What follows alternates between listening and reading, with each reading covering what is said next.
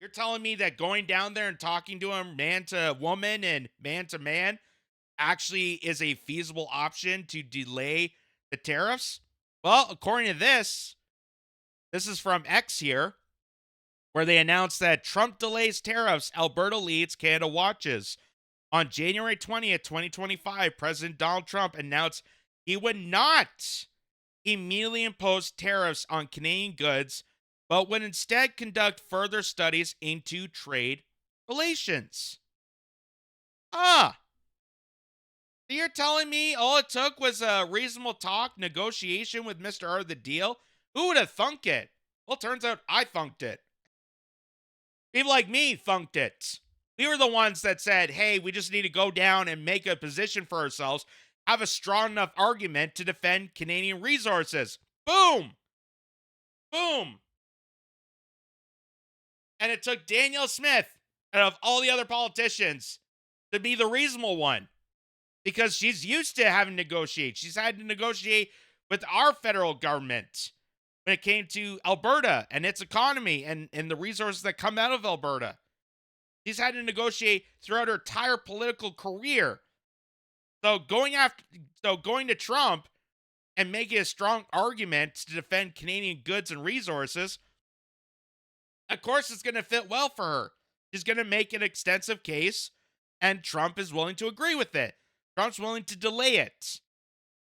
And there's more of the story we're going to get to. So this decision was celebrated by Alberta Premier Danielle Smith, who engaged in significant diplomatic efforts.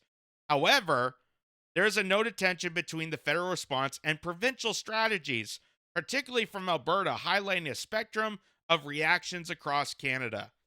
Well, we kind of already saw a bit of it where, people like Chrystia Freeland and Melanie Jolie and Dominic LeBlanc and so many other figures, Doug Ford, another person, who went after Danielle Smith, saying that, oh, she's only helping Albertans. She's not defending Canadians. She's not defending the country. If you want to defend the country, you have to be in a unified front. Well, she's actually the one getting people unified. He's the one actually bringing people together to make a strong case against Trump. All you guys have been doing is been screaming and acting like childs, posing your own tariffs and duking it out like some sort of WWE stunt. Well, if Trump's going to put 25% tariffs, well, I'm going to put tariffs. No, I'm going to cut off the electricity. No, I'm going to do this. And just acting like idiots. And that's where I came in and said, hey, what we need is strong leadership to go down and make a case for Canada. Guess what? It happened and it seems to work. It seems to work temporarily. Because if we had Doug Ford down there, Trump probably would have mandated the tariffs right now. Because Doug Ford would not make a strong enough case. Danielle Smith was able to do that. Doug Ford can't. Doug Ford, Justin Trudeau, Melanie Jolie, Chrystia Freeland, Dominic LeBlanc, all of them. It wouldn't matter whoever goes down there would not make a strong enough case that Danielle Smith was able to do here. So here she is on, this is from the CBC News Network, where she was at Washington, I guess, for the inauguration process.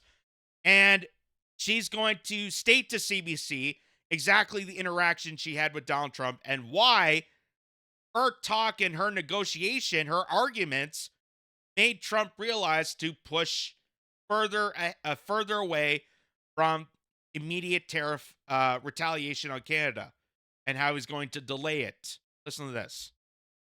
We spoke to Dominic LeBlanc this morning, and we were talking about the First Minister's meeting, and he said, we got a grade of 12 out of 13, which is like an A-plus grade, but it's not perfect. Presumably Alberta was the grade that they didn't quite get. And then you have Premier Ford saying that it left him with the impression that maybe you weren't putting Canada first, you're putting Alberta first. What do you say to that? Well, I can tell you I would never go out publicly and say we should stop selling car parts as a way of making a point to the Americans and hurt Ontario. I'd never. By the way, majority of the GDP that comes out of Canadian resources comes from Alberta. A lot of our resources that we export to the world comes from Alberta. And as she stayed there, did she go down and say, well, you got to buy Albertan oil, but you can't buy car parts from Ontario? No. She says, Canada as a whole, we're a big trading partner. Let's negotiate. Let's talk about the trade relationship and how putting these tariffs on is going to jeopardize that. It's going to jeopardize the fabric that holds Canada and the United States together, which is our huge amount of trade. And just like how Pierre Poilievre said in an interview with Global News, he wanted to renegotiate the USMCA. He doesn't want to do tariffs. Danielle Smith doesn't want to do tariffs. But Justin Trudeau, Chrystia Freeland, Melanie Joly, Dominic LeBlanc, and Doug Ford, they're all acting like children. They're going to add up the ante and put more tariffs on, further jeopardizing the relationship between the United States and Canada. Go out and say we should stop selling aluminum to Americans as a way to make a point to hurt Quebec. And it hurt me that they felt that they could make that same argument, that Alberta should sacrifice our interests in order to try to advance some kind of trade war. I take a different approach. Let's stop fighting with each other. Let's maybe try to remove some of the internal trade barriers. Maybe my fellow premiers can stop blocking pipelines when we propose them to either the West or East Coast. And maybe this should be a moment of reckoning for us as a country. That part of the reason all of us look north-south is because for the years have made it very difficult to do business east-west. So maybe that's what we should be talking about, is each other so collectively we can sell our products to the world, whether that's to America or whether it's off the West Coast or whether it's off the East Coast. And maybe that's a far more constructive conversation to have than how do you sacrifice one province's interests in order to be able to protect the rest. And fortunately, we don't have to have that conversation today because we don't have tariffs and we have the ability to have both of those conversations, a constructive conversation with each other and then a constructive conversation with our American friends. So for sure that conversation is not today. There are enough things for people to talk and worry about today. But somewhere there is a playbook about what to do if the conversation has to happen tomorrow. And if the conversation comes down to a potential export tariff or a ban from Canada, from Ottawa, what's in your playbook? Well, my playbook is to talk with the incoming Secretary of the Interior and the incoming Secretary of Energy and ask if they want to double our oil and gas production and double our oil and gas export. That's where I'm going next. I believe that we should be talking about how we sell more to America, not less, and that we should be talking to America about how we can buy more from them too. If they really are concerned that we're not buying enough, well then let's buy more gas turbines, let's buy more AI infrastructure, let's buy more military equipment. This is the constructive conversation that we need to have, and I think we need to stop with the threats and start talking about diplomacy and collaboration, because that's where we're going to find a solution. Okay, Premier Smith, thanks very much. You're going to get one of those Canada's. So she made the case that we need to stop with these threats. We need to stop with the childish, petty fights and stop furthering the divide of provinces and work together to have collaboration with the United States so we can negotiate a trade situation and avoid these tariffs. That sounds the most reasonable. But you have Doug Ford, you have Chrystia Freeland, you have Justin Trudeau, you have people within the country, within individual provinces that don't want to align with Danielle Smith because they have spent an entire time going after Alberta, going after Danielle Smith with, regulations, with axing business proposals that would have sent Alberta oil and gasoline across the country, which in all retrospect, at first, I didn't want more pipelines. I was one of those people that, saw what Native Americans were saying, what Indigenous people were saying, why they were fighting against having these pipelines. I understand. They leak. They can cause pollutants. They can cause havoc in natural areas. I understand that. What I don't understand is, in order to avoid pollution and oil spills within Canada, you're going to axe the pipelines that would directly ship our oil just within the country, but you're going to get oil production overseas, send that on cargo ships, and then transport that to different areas on trucks. So it just seems like you're making more for cutting less. It just seems so crazy. Like you're causing more environmental destruction, 3 times more than would it be to actually make a pipeline that's feasible and strong enough that would send the oil, the gas, the natural resources from Alberta across just to our nation. It just seems kind of crazy that happened. And that was through Bill C-69, where they were cutting back on pipeline building, which not only hurts the energy infrastructure of the country and energy infrastructure of Alberta, but it also affected a lot of construction jobs because they were on board to building this pipeline. They were on board to manufacturing the product to build and contribute to making the pipeline. That all got cut away. So that was an opportunity that could have came about in this country that Justin Trudeau decided to axe. But he didn't do it to stop fossil fuels. He did because he wanted to sell and buy more foreign oil from other countries. It just doesn't make sense. So here is what the hell's happening here? Oh, there we go. So Mark Slapinski, that's a funny name. Mark Sablinski said Donald Trump did not impose tariffs on Canada on day one due to diplomacy by Danielle Smith. However, he just gave Justin Trudeau an ultimatum: secure the border by February 1st, or the tariffs will come back. And this was the ultimate decision. This was the original ultimatum that Donald Trump imposed the tariffs on. He said that you guys have to fix your border, you have to fix your fentanyl crisis, or I'm going to put these tariffs on.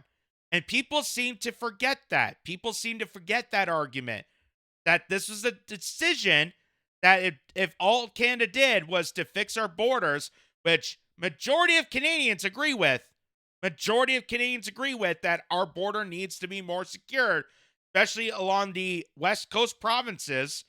The fact that people can just walk into state and into the province willy-nilly, and all the reports that we saw about human trafficking, all the reports we've seen about people crossing the prairie provinces into the United States and vice versa openly, obviously needs to be looked at, obviously needs to be examined. Now we're seeing a bit of that with the I think it's 1.6 billion that's going to be used towards border security infrastructure. But again, people forget that Trump made that ultimatum for the border. He's not just putting on tariffs on Canada just to be a bully towards Canada. He's saying, hey, you guys need to fix your border, because if you don't fix your border, it's going to affect northern states. And being the president of the United States, it's concerning to him. So he's going to put the threat onto Canada to say, hey, get off your asses and fix the border. Otherwise, we will put a tariff on. And Danielle Smith was able to delay that. Danielle Smith was able to delay that just a bit longer because she made an argument. She made a case for Canadians. She made a case for the country to not put these tariffs on immediately, because our oil, our gas exports, Americans buy, and vice versa. And we need to have a strong trade relation. We're the strongest trade relation in the entire world, and you don't want to jeopardize that. So here's what Trump had to say about Danielle Smith and the tariff war, and putting the threat on Trudeau February 1st to fix your border. Listen to this. So, no, we were surprised by that. It's bad precedent, obviously. Where are you thinking on tariffs on Mexico, given these actions you're signing on the border? Well, We're thinking in terms of 25% on Mexico and Canada because they're allowing vast numbers of people. Canada's a very bad abuser also. Vast numbers of people to come in and fentanyl to come in. When do you think you would enact those? I think February 1st. Are you planning on giving notice of that? I think we'll do it February 1st. 25% on both, sir. On each. On each. Yes. So there you go. February 1st is saying that if Canada does not do its promise of securing the border, if it fails to do its promise of tracking down the fentanyl crisis, then we are going to put these tariffs. That's the ultimatum. And that is what the premiers, the other premiers, and the prime minister and the deputy prime minister and Dominic LeBlanc and Chrystia Freeland and Melanie Joly, they've all forgot that part. They all just think that, oh, Trump is being this asshole to put 25% on Canadian goods just to bully us. Well, we're not going to be defamed. We're not going to be bullied. So we're going to put tariffs on them. And all that does is further jeopardize our long-standing trade relation with the United States that we've had since the start of Canada, since the start of our two countries forming an alliance together.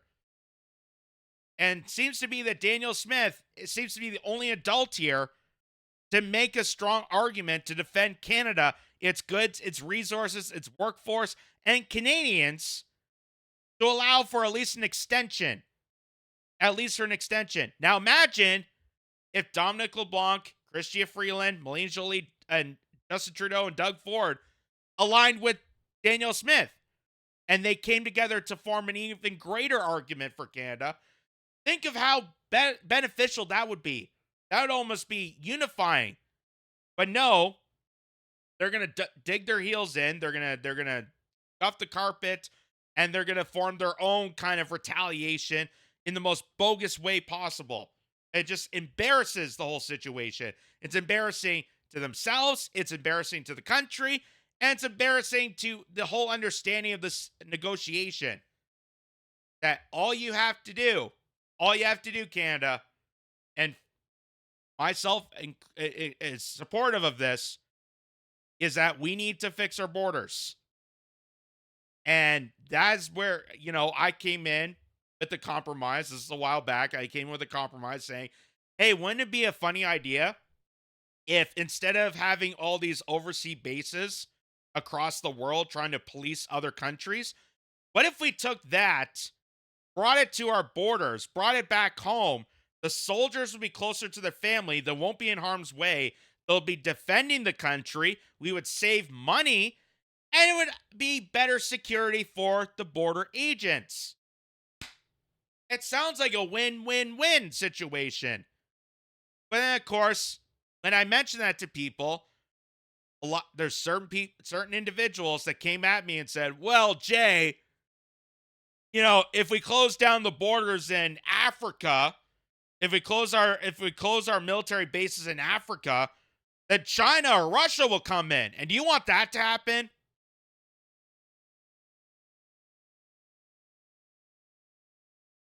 Well, I'd rather not have people pour into the country with crime activity, gang violence, and God knows what coming towards us. I'd rather not have that. And the fact that China is going to Africa to build bridges and water mains for third world nations, I really don't think they have an interest in invading Africa and taking them for granted. And it's not even our decision. It's not our continent. But we should be defending our continent here. And at least our country. So this is from Chat News Today from Medicine Hat, Alberta, where they said Alberta is pleased to see that today President Donald Trump has decided to refrain from imposing tariffs on Canadian goods at this time as they study the issue further, she said in a statement Monday. Smith said that given the integration of our markets, along with our critical energy and security partnership, the tariffs have serious implications. We appreciate the implied acknowledgement that is a complex and delicate issue with serious implications for American and Canadian workers, businesses and consumers, she said avoiding tariffs will save hundreds of thousands of Canadian and American jobs across every sector. Smith said that declining to impose U.S. tariffs on Canadian energy preserves the viability of dozens of U.S. refineries and facilities that upgrade Alberta crude. She said it would also preserve the jobs of tens of thousands of Americans employed at them. Despite the promising news today, the threat of U.S. tariffs is still very real, she said. Smith said that as a country, the following steps should be taken to preserve and strengthen our economy and our security partnership with the United States and to avoid the future imposition of tariffs. So there's a bit of a long list here. I'm not gonna go through all of it. I'm just gonna read off what the highlighted parts say here. So number one, focus on diplomacy and refrain from further talk of retaliatory measures, including export tariffs or cutting off energy to the United States. So meaning that what she's doing right now, which is actually working, it's actually working because Trump responds to negotiations. He's Mr. Art of the Deal. He's a businessman. How does he respond? He responds to other people that want to conduct business with him. And as a businessman, I feel like there's a bit of optimism that if we make a strong enough case towards someone like Donald Trump, that he's willing to be reasonable. He's willing to give us wiggle room. And that's what we're seeing right now. Because if we didn't have Danielle Smith going down to make that argument, we'd have tariffs as we're speaking. The tariffs would be on right now.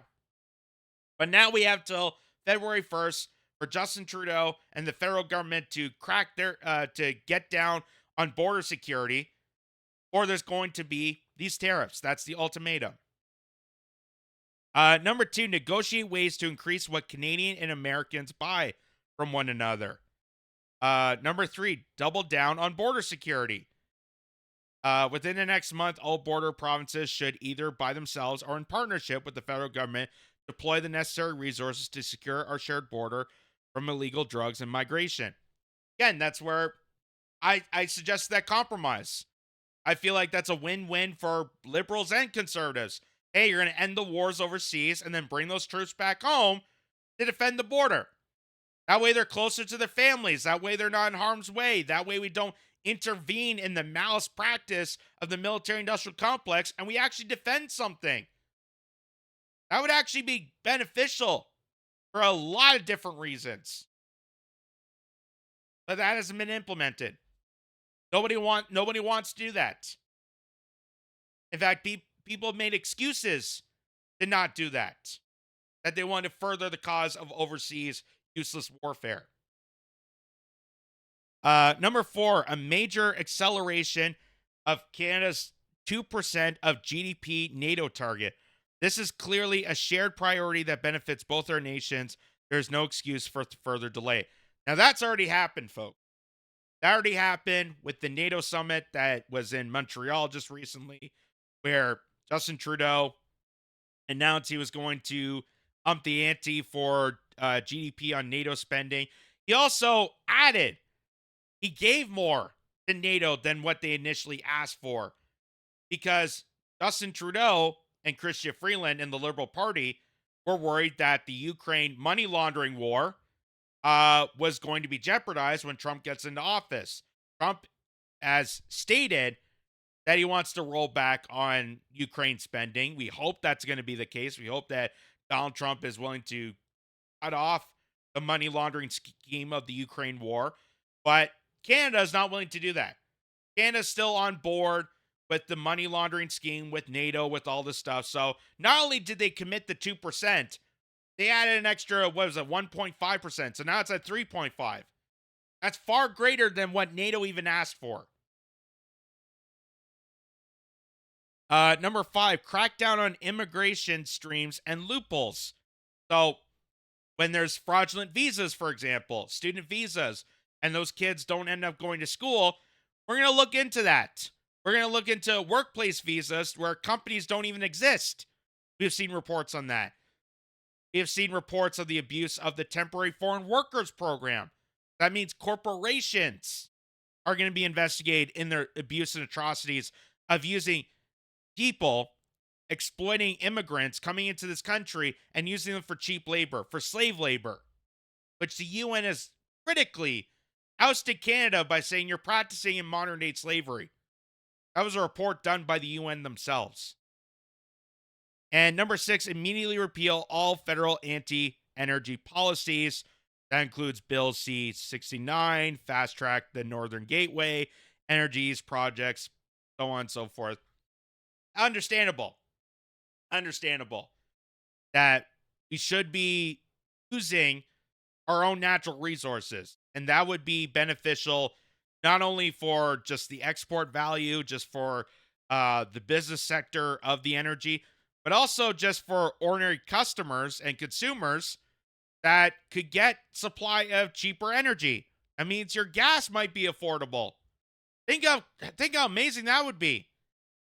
I mean, you still have the carbon tax to worry about, but at least you wouldn't have to search out and go far beyond the means of this continent in finding fuel, in finding fossil fuels, which at this point, it's not going away. It's not going away. Like I said, at the beginning, I understood why people were angry at the pipelines. I was one of those people. I understand that, yes, oil spills do happen. Yes, it causes devastation in natural areas. And yes, it was going through Native American, indigenous areas. I understood that.